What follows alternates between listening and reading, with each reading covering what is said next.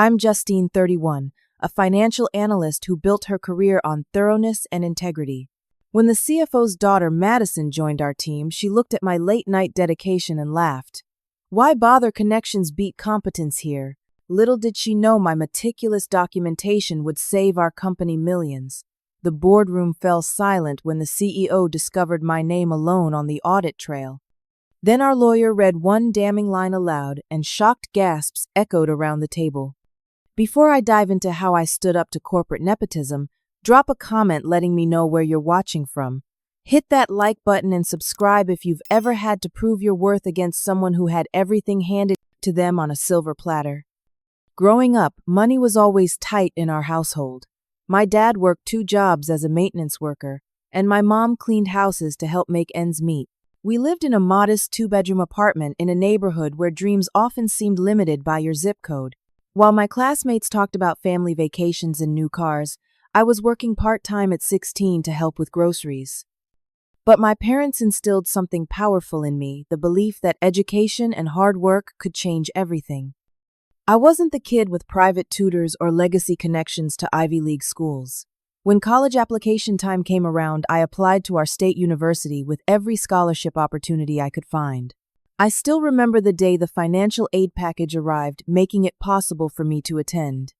I cried, my parents cried, and I promised myself I wouldn't waste this chance. College meant working 20 hours weekly at the campus bookstore while maintaining a 3.9 GPA in accounting. While other students enjoyed the full college experience, I was in the library until closing, mastering financial principles and accounting standards. Those 4 years shaped my work ethic. I learned that nothing worth having comes easily, especially when you start with less than others. After graduation, I applied to 67 firms before landing an interview at Preston & Associates, a prestigious consulting firm known for hiring from elite business schools. The odds weren't in my favor, but I had prepared obsessively for that interview, researching every aspect of their business and recent projects. When they offered me an entry-level position, I knew it wasn't because of connections or background, it was because I had proven my potential value. From day one at Preston & Associates, I recognized I would need to work twice as hard to be considered half as good.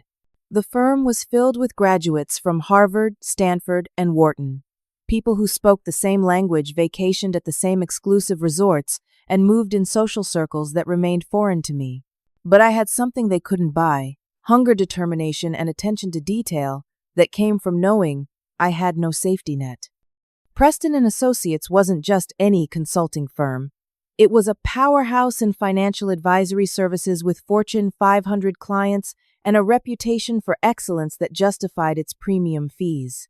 The office itself spoke of success: floor-to-ceiling windows overlooking the city's skyline, sleek modern furniture, and meeting rooms named after financial titans. The message was clear: this was where the best of the best operated. The corporate culture was exactly what you'd expect: intensely competitive, results driven, and unforgiving of mistakes. The CEO, Richard Harrington, had built the company from a small advisory practice to an industry leader through sheer force of will and strategic brilliance. He was respected and slightly feared, known for his penetrating questions and zero tolerance for sloppy work. Then there was Jonathan Pierce, our CFO, a man with old money connections and a Harvard MBA. He handled the firm's finances with the same meticulous attention he gave to his designer suits and precisely knotted ties. He was competent, certainly, but his real talent was in building relationships with other executives and board members. People said he was being groomed to take over when Richard eventually retired. My position as a senior financial analyst put me squarely in the middle of the hierarchy, respected enough to lead analysis on important clients but far from the executive suite. I had earned a reputation as the person who caught what others missed. My colleagues sometimes called me the bloodhound, because once I sensed something didn't add up, I wouldn't stop until I found the discrepancy. This attention to detail had saved clients from costly errors and our firm from potential liability more than once. Everything changed when Madison Pierce joined our team. Fresh out of business school with a prestigious MBA, she was 26, confident, and unmistakably the CFO's daughter. Her resume looked impressive on paper. Internships at top firms, excellent grades from an elite university, and glowing recommendations. But those of us who had been in the industry long enough could spot the difference between earned achievements and open doors. Madison had a polished facade of friendliness that barely concealed her sense of entitlement. She would compliment your tie or ask about your weekend with practiced charm, but her eyes were always scanning the room for someone more important to talk to. When she spoke about her background, it was with casual references to family vacations in the south of France or dinner conversations with business leaders who were just family friends. Despite her limited practical experience, Madison was placed on my team for the Westfield Corporation audit, one of our most important clients. Westfield was a publicly traded company with billions in assets, and our firm had been engaged to conduct a comprehensive financial review before their planned expansion into international markets. It was the kind of high-profile project that could make or break careers. As lead analyst, I was responsible for overseeing a team of 5 in reviewing years of financial statements, identifying risks, and ensuring compliance with increasingly complex regulations. The stakes were enormous. If we missed something significant, not only would Westfield face potential regulatory issues, but our firm's reputation could suffer irreparable damage. From the beginning, I approached the Westfield audit with my usual thoroughness. We were given 8 weeks to complete a job that really required 12, but that was standard in our industry. Impossible deadlines that forced long hours and weekend work. I developed a detailed work plan, assigned areas of focus to each team member, based on their strengths, and established a rigorous quality control process. Madison was assigned to review cash flow statements and liquidity ratios, important but relatively straightforward for someone with her educational background. I wanted to give her a chance to demonstrate her abilities while keeping her away from the more complex areas until I could assess her skills. Looking back, perhaps this was my first mistake, underestimating how quickly office politics could undermine sound professional judgment. The first few weeks, Madison played her role perfectly. She arrived at meetings with color-coded notes and asked questions that sounded intelligent to anyone who didn't look too closely. She would frequently stop by my desk to check in on the project, though these conversations inevitably turned to name-dropping or subtle reminders of her father's position. "My dad was just saying at dinner last night how much pressure the executive committee is putting on this audit," she would mention casually. Or, "I ran into Richard at the country club this weekend, and he seemed very interested in our progress." The message was always clear. She had access to a world of influence that remained closed to me. In team meetings, Madison developed a pattern that became increasingly frustrating. She would listen carefully when I or others shared insights or analysis, then repackage those ideas with slightly different wording and present them as her own. Building on what Justine said, what we're really seeing here was her favorite transition before claiming ownership of someone else's observation. At first, I gave her the benefit of the doubt. Perhaps this was just eagerness to contribute or poor meeting etiquette she would outgrow. But as the pattern continued, I noticed how often my ideas channeled through Madison would receive enthusiastic responses from senior managers who had been more measured when I presented the same concepts directly. It became clear that Madison was leveraging her social connections with upper management to build her reputation. Lunches with her father's colleagues, drinks after work with partners, and weekend golf outings gave her platforms to shape narratives about her contributions that were disconnected from her actual work. Meanwhile, I was too busy doing the actual analysis to engage in the same level of social politicking. 3 weeks into the project, we began uncovering concerning patterns in Westfield's financial statements. Certain investment transactions seemed to be timed perfectly to enhance quarterly results. Related party transactions were disclosed but poorly documented. Revenue recognition for long-term contracts appeared aggressive at best, potentially misleading at worst. As these issues emerged, I became even more meticulous in my approach. I started working later, often staying until 9 or 10 at night to double-check calculations, cross-reference documentation, and ensure we weren't missing anything significant. I created detailed spreadsheets, tracking each concern, the supporting evidence, potential implications, and recommended follow-up questions. More importantly, I maintained a comprehensive audit trail of all work performed. Every analysis, every calculation, every document reviewed was logged with my name, the date, and detailed notes. This wasn't just professional best practice. In our field, documentation was protection. If questions arose later about how conclusions were reached or what evidence was considered a clear audit trail, could mean the difference between credibility and culpability. It was during one of these late nights that the why bother incident occurred. The office was nearly empty at 9:30 on a Wednesday evening. I had ordered dinner to my desk and was deep in concentration, reviewing a series of complex transactions that seemed designed to obscure the timing of expense recognition. "You're still here, seriously." I looked up to see Madison standing by my desk, purse over her shoulder, clearly on her way out. She was dressed for an evening out, not the office attire she'd worn earlier. "There's something not adding up in these statements," I explained, gesturing to my screen. "I want to make sure we're not missing anything important." Madison laughed, a sound with no warmth in it. "Why bother?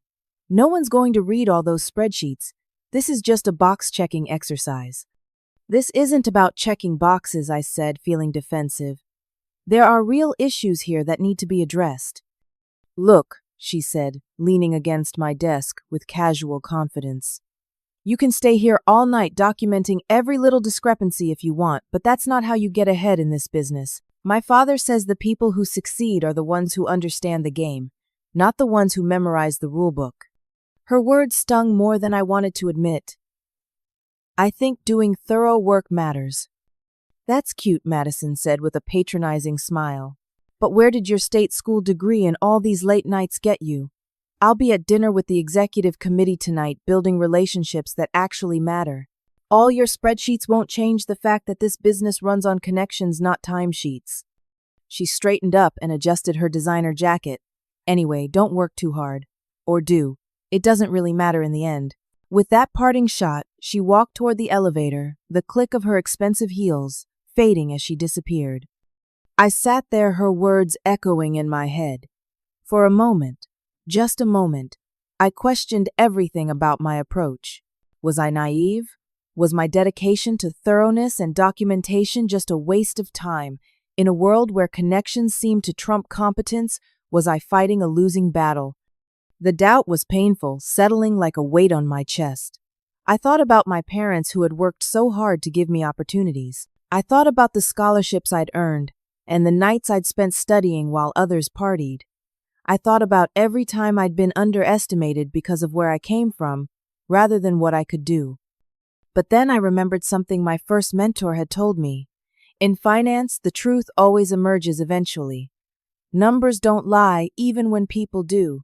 I had built my career on being the person who found what others missed, who documented what others overlooked. That integrity wasn't just a professional choice. It was personal.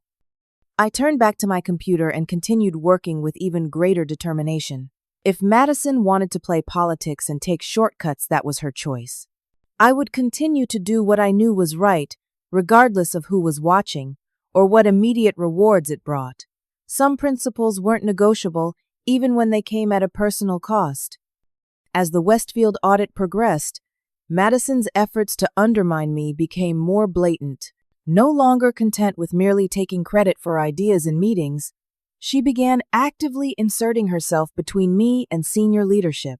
When I prepared analysis for review by the partners, Madison would intercept it, adding a cover memo with her name prominently featured and minor cosmetic changes to the content. "I took the liberty of reformatting your analysis to make it more digestible for the partners," she would say, as if doing me a favor. But the reformatting inevitably highlighted her contributions while minimizing mine, often removing the detailed supporting documentation that gave the analysis its substance. Madison was also building alliances with other team members. Junior analysts who recognized her family connection were quick to align themselves with her, seeing an opportunity for advancement through association. She organized happy hours I couldn't attend because I was still working, creating a social circle that excluded me while strengthening her influence over the team.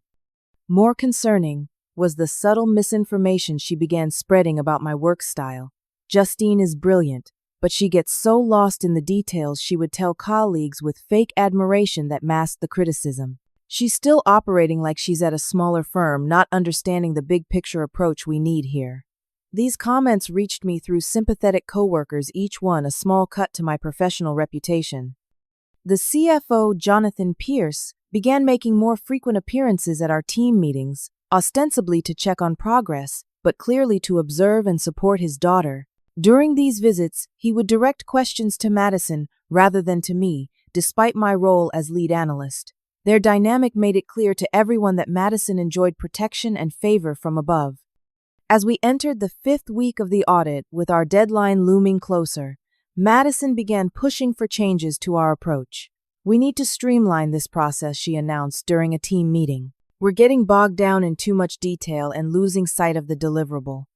Her proposal was to significantly simplify our analysis, focusing only on the highest risk areas and accepting management representations for others without the same level of verification.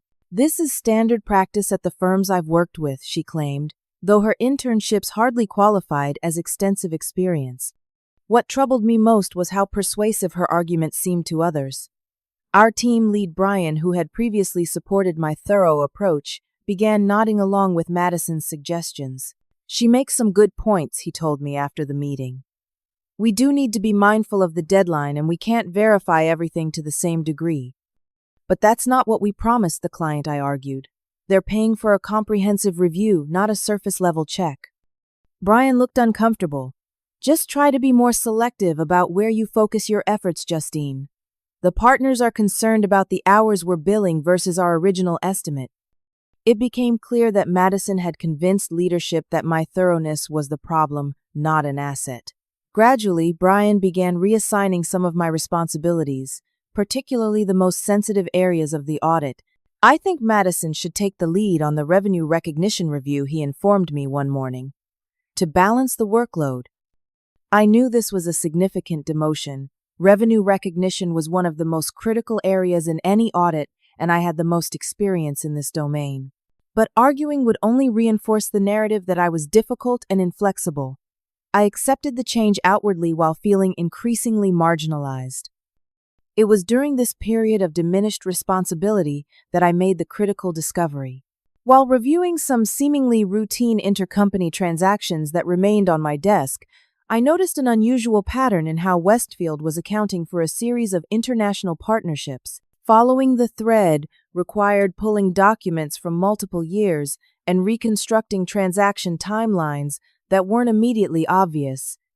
What emerged was alarming. Westfield appeared to be using these partnerships to artificially inflate reported earnings by millions of dollars. The structure was cleverly designed to evade immediate detection, with each individual transaction looking legitimate in isolation. Only by connecting the patterns across multiple reporting periods did the true nature become clear. This wasn't just aggressive accounting. It potentially crossed into fraudulent financial reporting. If Westfield was knowingly misleading investors about their financial performance, the implications were serious. Securities fraud carried both civil and criminal penalties. Our firm could face liability if we failed to identify and report such issues. I documented everything meticulously, creating a detailed analysis showing how the transactions worked together to create a misleading picture of financial performance. I included supporting documentation, regulatory references, and calculations showing the material impact on financial statements. As with all my work, I maintained a clear audit trail showing exactly how I had reached these conclusions. When I brought my findings to Madison, who had been assigned oversight of my area, her reaction was immediate dismissal. "This is exactly what I was talking about," she said, barely glancing at the documentation. "You're seeing conspiracies where there's just normal business complexity." "This isn't a conspiracy theory," I insisted. "The numbers clearly show a pattern of misrepresentation. Look at the timing of these transactions and how they correspond with earnings announcements." "You're blowing this way out of proportion," Madison said. "These are sophisticated financial structures used by many companies. You're applying an outdated, rigid interpretation that doesn't reflect current market practices. Her casualness about potential fraud was shocking. This isn't about interpretation, I said. This is about accurate financial reporting. Investors rely on these statements to make decisions. Madison's expression hardened. I'll review your concerns, but I think we should present a more balanced view to the client. We're advisors, not regulators. Our job is to help them succeed, not create problems where none exist. What she was suggesting went beyond downplaying my findings. It bordered on complicity. If we know about material misstatements and don't disclose them, we're not doing our job. We could be legally liable. I said I'll review it, Madison repeated, her tone making it clear the discussion was over. In the meantime, focus on finalizing the areas that aren't controversial. The deadline is approaching and we can't get sidetracked. As she walked away with my documentation, I had a sinking feeling that my findings would never make it into the final report.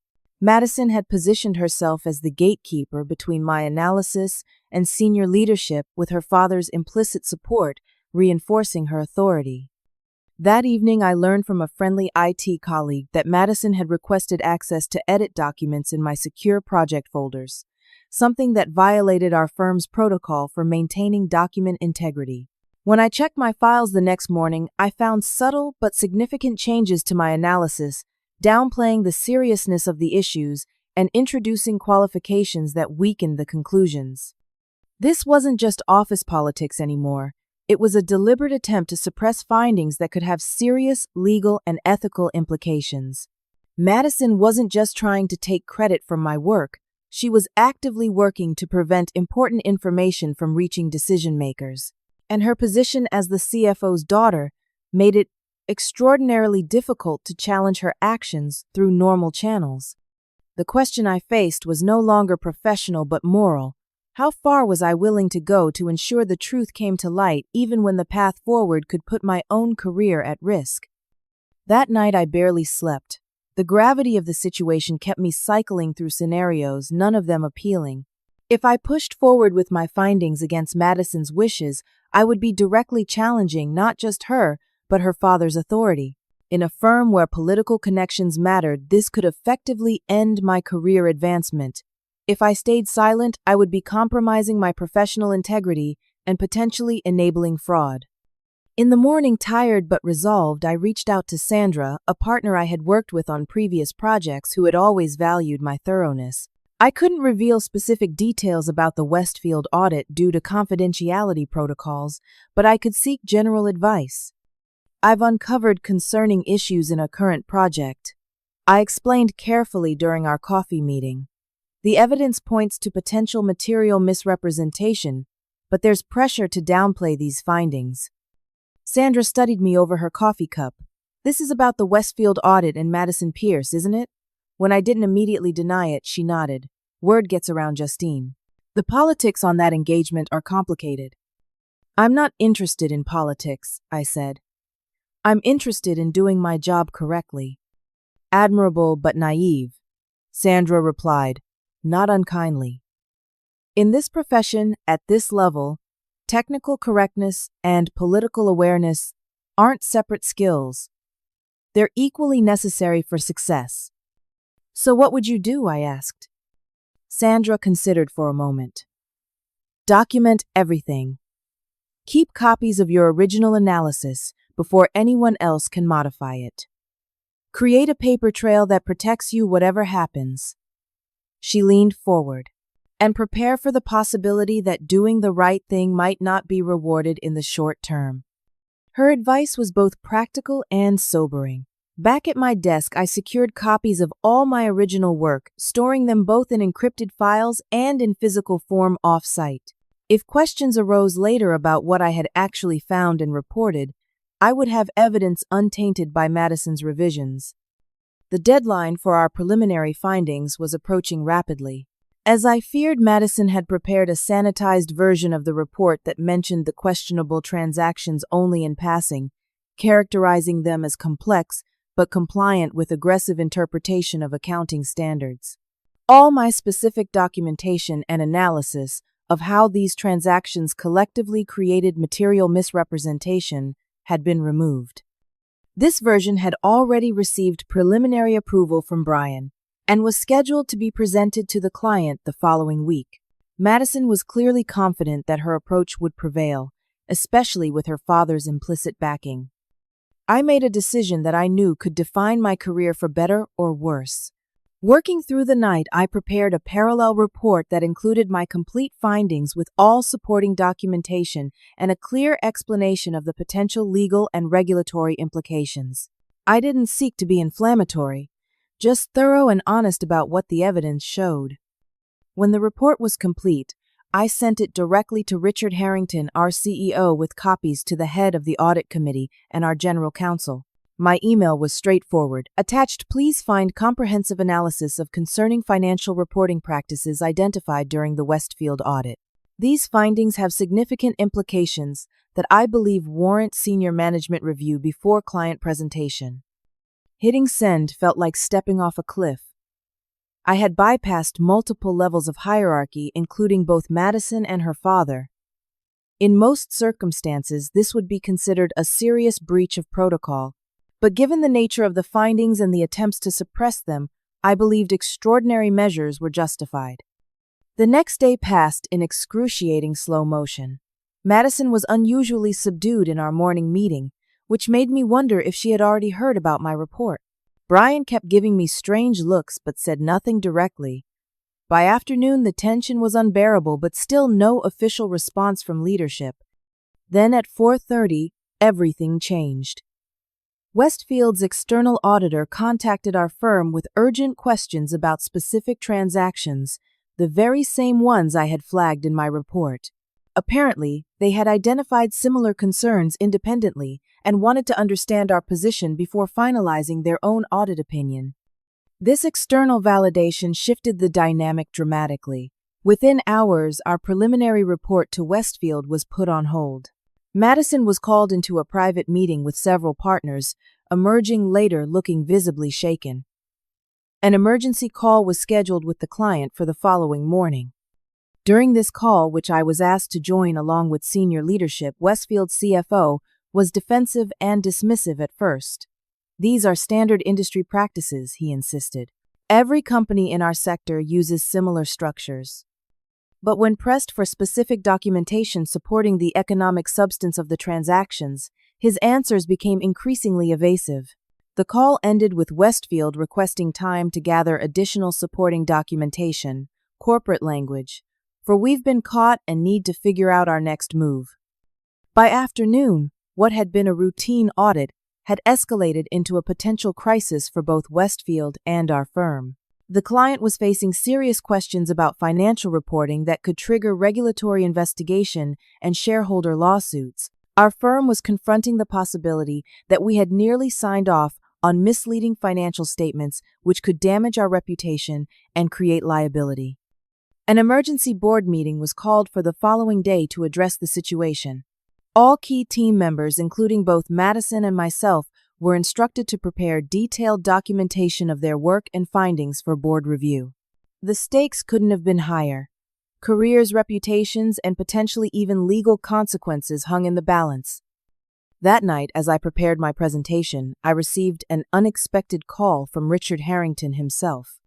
"I reviewed your report," he said without preamble. "Very thorough work, Justine." "Thank you, sir," I replied, heart pounding. "I'm curious. Why did you feel it necessary to send this directly to me rather than through normal channels?" The question was a test, and we both knew it. "Because I believed the findings were being deliberately minimized for reasons unrelated to their merit," I said carefully. "Given their significance, I felt you should see the unfiltered analysis." There was a pause then. Risky move. Could have backfired badly. "Yes, sir. But in this case, the right one." Another pause. "Be prepared tomorrow. Not everyone will be happy with what you've brought to light." The call ended, leaving me both validated and apprehensive about what the morning would bring. I spent hours refining my presentation, ensuring every assertion was backed by irrefutable evidence, Whatever happened in that boardroom, I was determined to stand by my work with professionalism and conviction. The boardroom at Preston and Associates occupied most of the top floor, with floor-to-ceiling windows offering panoramic views of the city. Normally, the view was inspiring. Today, it felt like being on display in a glass cage. The massive oval table that dominated the room was already surrounded by people when I arrived precisely 10 minutes early, as was my habit. Richard Harrington sat at the head of the table, his expression unreadable. To his right was Jonathan Pierce Madison's father, looking uncharacteristically tense. Our general counsel, Elizabeth Warner, sat nearby with several members of the legal team.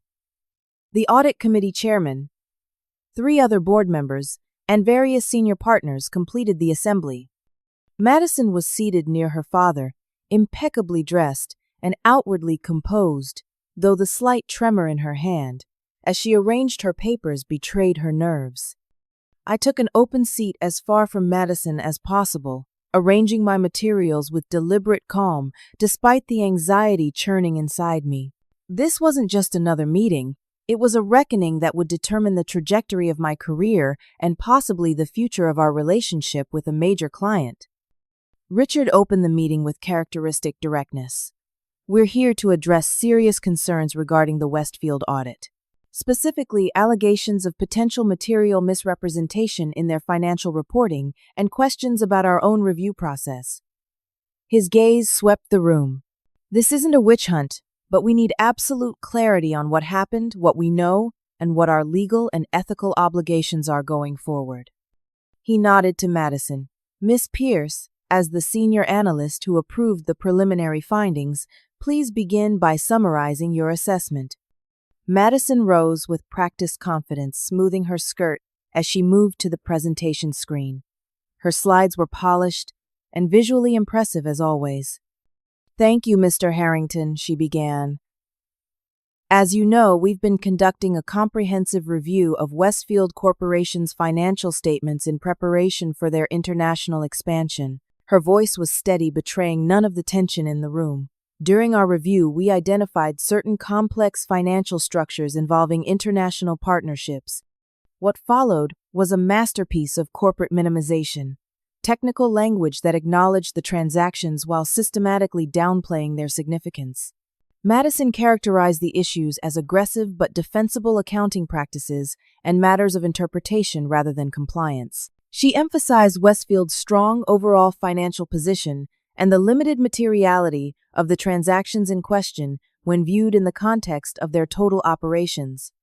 While these structures merit additional disclosure and potentially some reclassification, she concluded our assessment found no evidence of intentional misrepresentation or fraud that would warrant regulatory notification or public restatement of earnings.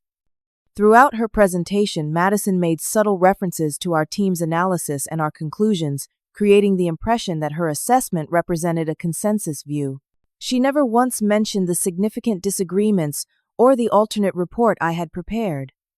Jonathan Pierce nodded approvingly as his daughter finished, then quickly added his own perspective. I've reviewed Madison's analysis, and I concur with her assessment. These are complex transactions that exist in a gray area of accounting standards. Many of our clients employ similar structures. Overreacting could damage both Westfield's market position and our relationship with a valuable client. The implied message was clear: this should be handled quietly with minimal disruption to the status quo. Several of the partners who had close relationships with the CFO nodded along, suggesting a predetermined consensus. Then Richard Harrington shifted the dynamic with a simple question. Miss Pierce, could you please clarify something for me? Who personally reviewed the original transaction documentation and prepared the detailed analysis of these structures? Madison hesitated for just a fraction of a second. It was a team effort, sir. We all contributed to different aspects of the review. I see, Richard said, his tone neutral. And who specifically identified the pattern across reporting periods that suggested potential earnings manipulation? Another slight hesitation. As I said, we approached this collaboratively. Different team members noted different aspects of the transactions. Richard nodded, then turned to his computer. I have here the audit trail documentation for this project, the electronic logs that show who accessed which documents when analyses were created and who authored specific findings. He looked up. Interestingly, for the critical analyses related to these international partnerships, I see only one name appearing consistently throughout the process. And it isn't yours, Miss Pierce. The room fell silent as Richard continued. In fact, according to our system logs, the initial findings regarding these transactions were documented by Justine Harrison 3 weeks ago, with extensive supporting analysis developed over subsequent days. Your first documented interaction with these specific findings appears to be last week when you accessed and modified her files. Madison's composure cracked slightly. I supervised the overall process. Not every keystroke is recorded in my name. Perhaps Richard acknowledged. But our system is designed specifically to maintain a clear record of who performed what work for both quality control and liability purposes. He turned to me. Miss Harrison, would you like to share your analysis of these transactions with the board? This was the moment I had prepared for. Rising from my seat with as much steadiness as I could muster, I took Madison's place at the presentation screen. Rather than relying on polished slides, I displayed the actual working documents and transaction records. Thank you, Mr. Harrington, I began. While reviewing Westfield's intercompany transactions, I identified a pattern that became apparent only when examining multiple reporting periods simultaneously. I proceeded to walk through my findings methodically, showing how individual transactions had been structured to appear routine, in isolation, but collectively created a significant misrepresentation of financial performance. I was careful to let the evidence speak for itself, avoiding accusatory language or speculation about intent. The cumulative effect of these transactions was to overstate earnings by approximately $28 million over the past 2 years, I concluded. Based on disclosure requirements and materiality thresholds, this would constitute a reportable finding under both SEC guidelines and our firm's quality standards. As I returned to my seat, Elizabeth Warner, our general counsel, leaned forward with a grave expression. May I ask a question about the documentation? When Richard nodded, she continued, Miss Harrison, these worksheets you've presented, are these your original analyses or the modified versions currently in our official project files? These are my original analyses, Miss Warner. I maintained separate copies when I noticed unauthorized changes being made to the versions in our shared system. Elizabeth's eyebrows rose. Unauthorized changes. She turned to her assistant. Please pull up document version history for the Westfield project files, specifically the analyses related to these international partnerships. While her assistant worked, Madison attempted to regain control of the narrative. I made standard editorial revisions to improve clarity. This is normal supervisory oversight. Let's see exactly what changes were made, Elizabeth replied evenly. The room watched in tense silence as before and after versions of key documents were displayed side by side on the screen. The differences were stark and unmistakable. Where my original analysis had clearly stated potential material misrepresentation and requires disclosure to regulators, the edited versions contained watered-down language like aggressive application of accounting principles and recommend enhanced disclosures in future filings. Elizabeth studied the documents for a long moment, then picked up a printed copy of one particular memo I had written. Finding a specific passage, she read aloud. The structured timing of these transactions, combined with the circular flow of funds and lack of apparent business purpose beyond financial statement impact, creates a pattern that appears designed to mislead investors about the company's true financial performance, a potential violation of SEC Rule 10b-5 regarding securities fraud. The words hung in the air, their legal implications unmistakable. Audible gasps came from several people around the table as the seriousness of the situation fully registered. Jonathan Pierce's face had turned pale. This is outrageous speculation from a junior analyst with limited understanding of sophisticated financial structures. His voice had lost its usual smoothness. Madison correctly modified this inflammatory language to reflect a more balanced professional assessment. Actually, Elizabeth replied, her tone measured but firm. What Ms. Harrison described aligns precisely with the legal definition of securities fraud. And characterizing potential fraud as merely aggressive accounting could expose our firm to significant liability if these issues were later discovered by regulators. Richard Harrington had remained silent during this exchange, observing reactions around the table. Now he spoke with quiet authority. "Jonathan, your daughter altered substantive findings without proper disclosure or discussion. That's a violation of our most basic quality control procedures." Madison finally abandoned her professional facade. "She's been out to get me from the beginning," she exclaimed, pointing at me. "She's jealous and resentful because I have connections she doesn't. This is nothing but a vindictive attempt to undermine me." "Miss Pierce," Richard said sharply, "this isn't about personal conflicts. This is about the integrity of our work and our obligations to the public. The evidence speaks for itself." The boardroom atmosphere had transformed completely. What had begun as what Madison and her father clearly expected to be a routine approval of their sanitized findings had become an examination of potential fraud by our client and ethical breaches within our own team. As the implications sank in, the board members and partners began asking penetrating questions, not of me, but of Madison and Jonathan. How had such significant issues been nearly overlooked? Why hadn't proper escalation procedures been followed? What other findings might have been suppressed or altered? Madison's carefully constructed professional image was crumbling under the scrutiny. Her responses became increasingly defensive and contradictory. Jonathan attempted to support her, but his influence seemed diminished in the face of documented evidence. Throughout this difficult exchange, I remained composed, answering questions directly and referring consistently to the documented evidence rather than making accusations. This wasn't about personal vindication.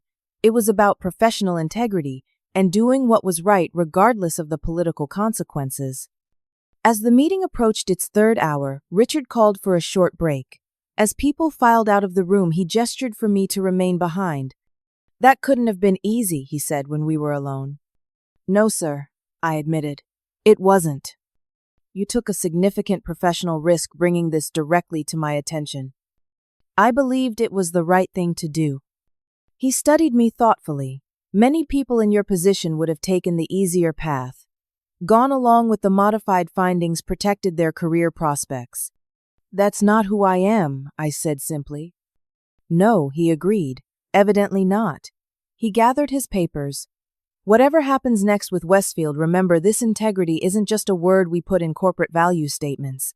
It's a choice people make when facing pressure to compromise. Today, you made the right choice." His words were a validation of everything I had worked for throughout my career. As we prepared to resume the meeting that would determine the future of our relationship with Westfield and potentially trigger serious consequences for both the client and individuals within our firm, I knew that regardless of the outcome, I had remained true to my principles.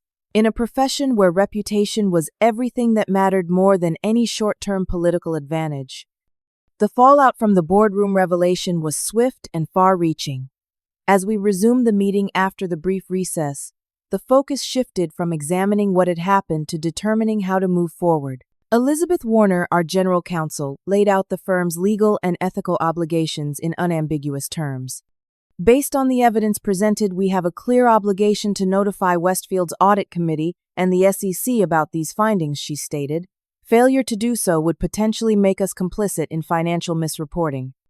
Madison made one last desperate attempt to salvage her position. "This will destroy our relationship with Westfield. They'll take their business elsewhere, costing us millions in annual revenue." She looked directly at Richard. "Is that really worth it over some technical accounting issues that no one outside this room would even understand?" The CEO's response was immediate and firm. "Our reputation for integrity is worth more than any single client relationship, no matter how lucrative. If maintaining that client requires us to compromise our standards, then it's not a client we should have. The board voted unanimously to notify Westfield's audit committee immediately and to prepare a formal report for regulatory authorities. Jonathan Pierce abstained from the vote, his expression a mixture of anger and resignation. As the meeting concluded, Madison confronted me in the hallway outside the boardroom, her carefully cultivated poise completely abandoned. "You've made a powerful enemy today," she hissed, eyes flashing with undisguised hostility. "My father has connections throughout this industry. You'll regret this." I met her gaze steadily. "I'm just doing my job, Madison. The same job you were supposed to be doing." "You naive little climber," she spat. "You have no idea how this world really works. Connections beat competence every time." "Not today, they didn't," I replied quietly before walking away. The following weeks were a whirlwind of activity and tension. An internal investigation was launched to determine the full extent of the issues with the Westfield audit and whether proper protocols had been followed. A specialized team was assembled to review all documentation, communications, and workflows related to the project. Madison was immediately placed on administrative leave pending the investigation's findings. Jonathan Pierce, while not formally suspended, found himself under increased scrutiny and effectively sidelined from major decisions. The power dynamic that had seemed so immutable just weeks earlier had been fundamentally disrupted. My meticulous documentation proved invaluable during the investigation. The audit trail I had maintained showed not only the substantive issues with Westfield's financials, but also the chronology of how those findings had been identified, reported, and subsequently altered. The investigation team interviewed each member of the project team, comparing their accounts with the documented evidence. The results were unequivocal. Madison had deliberately suppressed significant findings and misrepresented the consensus view of the team. More damaging, several junior team members admitted they had been pressured to support her modified conclusions despite their own reservations, with implicit suggestions that their career advancement depended on being a team player. While the internal investigation proceeded, our firm's relationship with Westfield entered crisis mode. An emergency meeting with their audit committee revealed that some board members had been kept in the dark about the questionable accounting practices. They launched their own independent investigation, which ultimately confirmed our findings and uncovered additional issues we hadn't yet identified. Within 30 days, Westfield announced the resignation of their CFO and controller.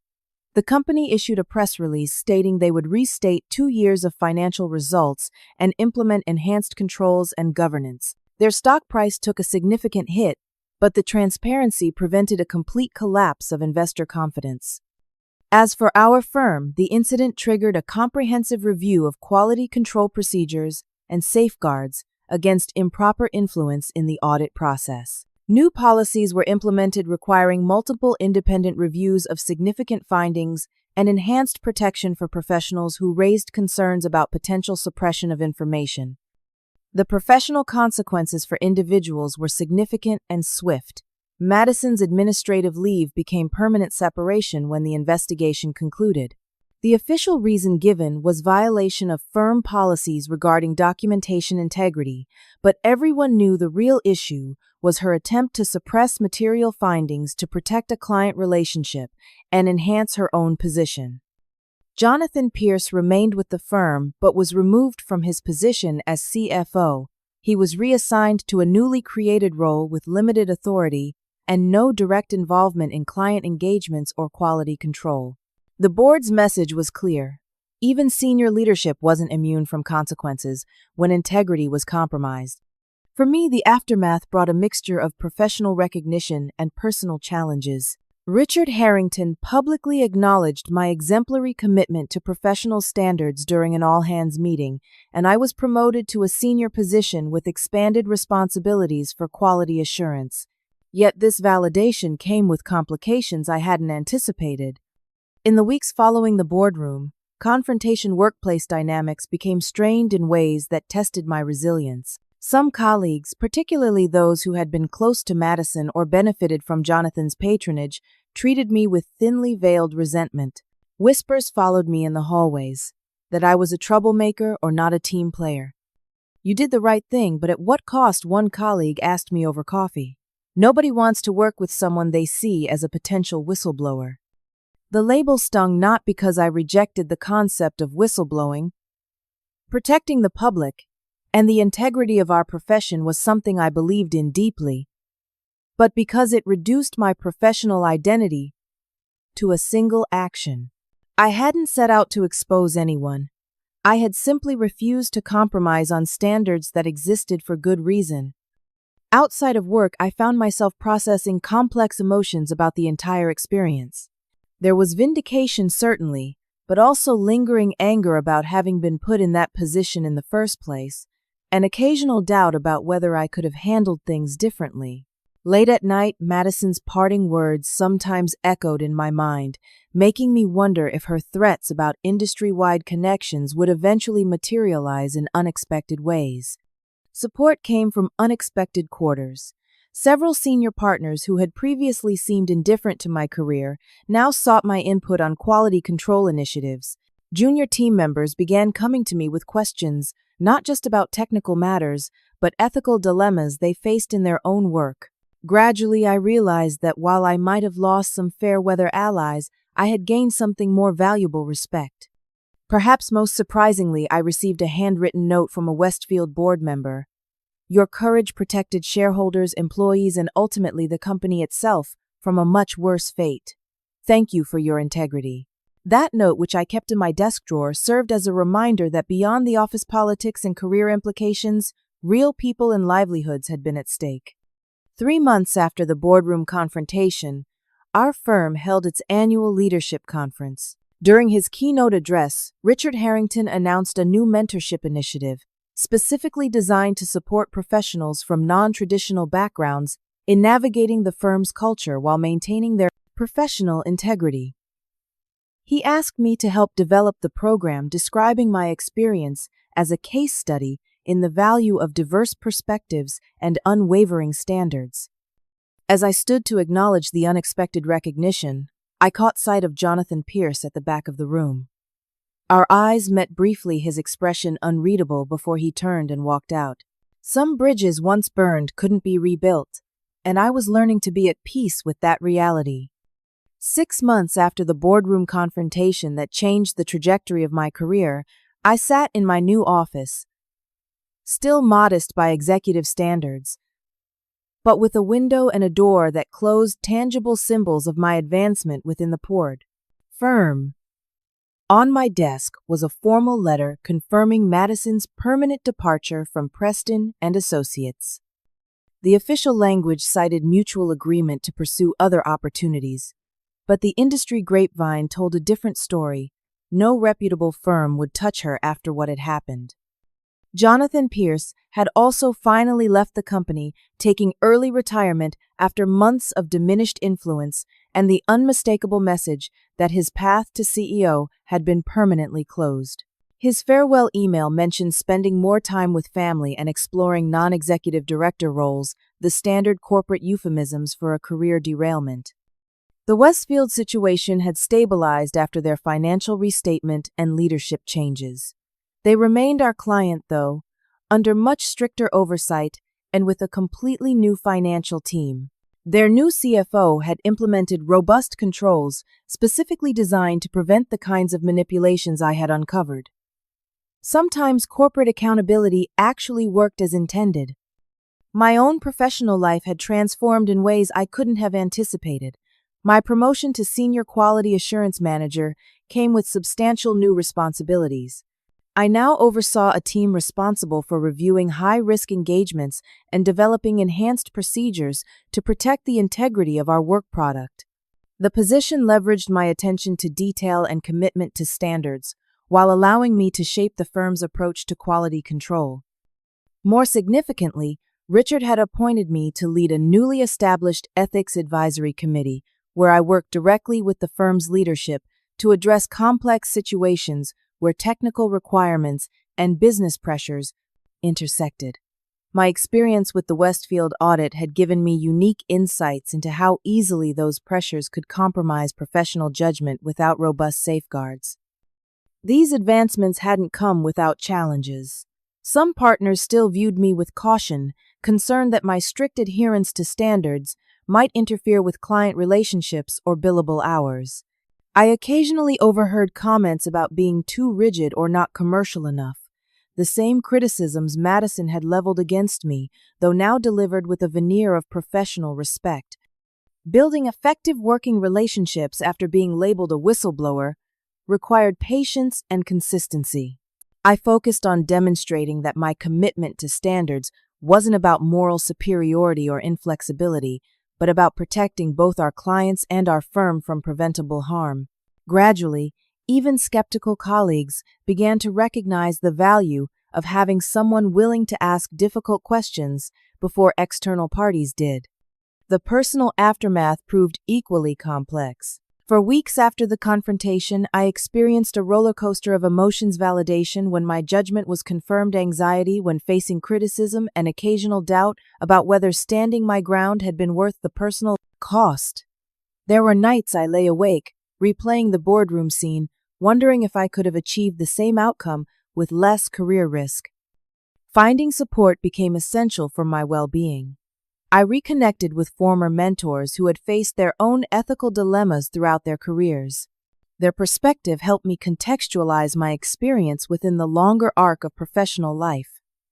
One retired partner told me, "The decisions that keep you awake at night are usually the ones that define your character.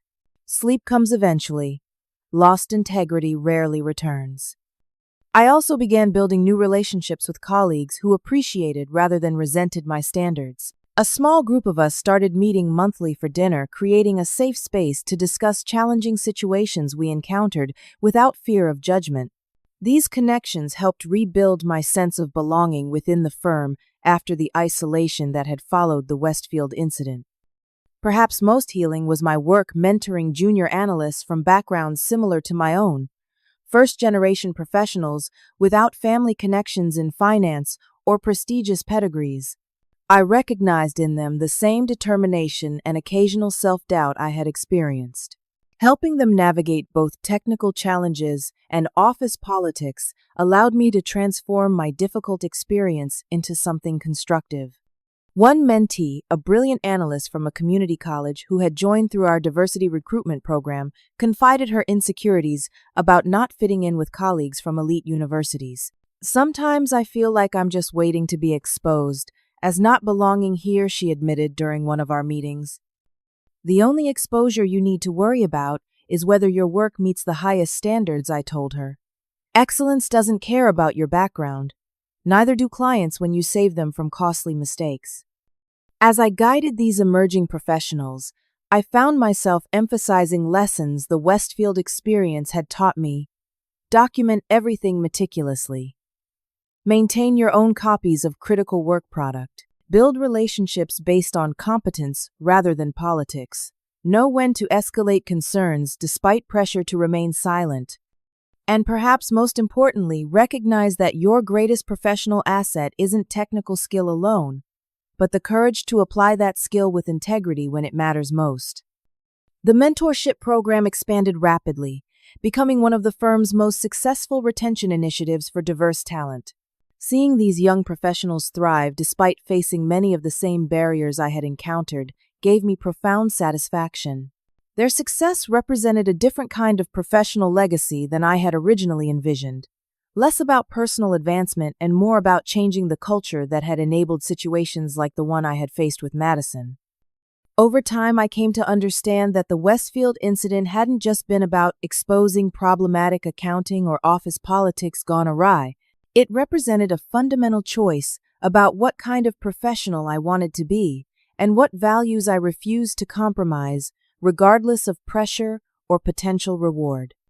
The late nights documenting findings that Madison had mocked, why bother, had ultimately protected investors, employees, and even the firm itself from much worse consequences had the issues remained hidden.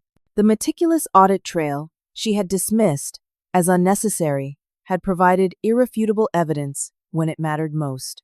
The principles she had characterized as naive had proven wiser than her supposed sophisticated understanding of how business really works. In the end, connections hadn't beaten competence. Truth hadn't remained buried beneath political convenience. The system had worked as intended, though only because someone had been willing to risk standing alone when it would have been easier to go along. As I look back now on that pivotal boardroom moment when the lawyer read aloud my unaltered findings and gasps echoed around the table, I realize that professional integrity isn't just about following rules or maintaining technical standards. It's about remembering why those standards exist in the first place, to protect people who rely on our work to make important decisions, even when they'll never know our names or the choices we made on their behalf. So if you're facing your own crossroads between what's easy and what's right, remember that the documentation you create today may become the evidence you need tomorrow. The standards you uphold, especially when no one seems to be watching, define who you are as a professional. And while standing alone for what's right might feel isolating in the moment, integrity creates its own connections that run deeper than office politics or family ties. Have you ever had to stand up for what's right in your workplace when it would have been easier to stay silent? Drop a comment below, sharing your experience.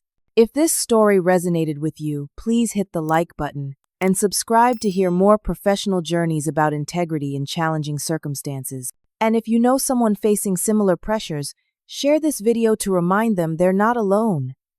Thank you for listening to my story, and remember in the end, how you do your work matters just as much as what you achieve.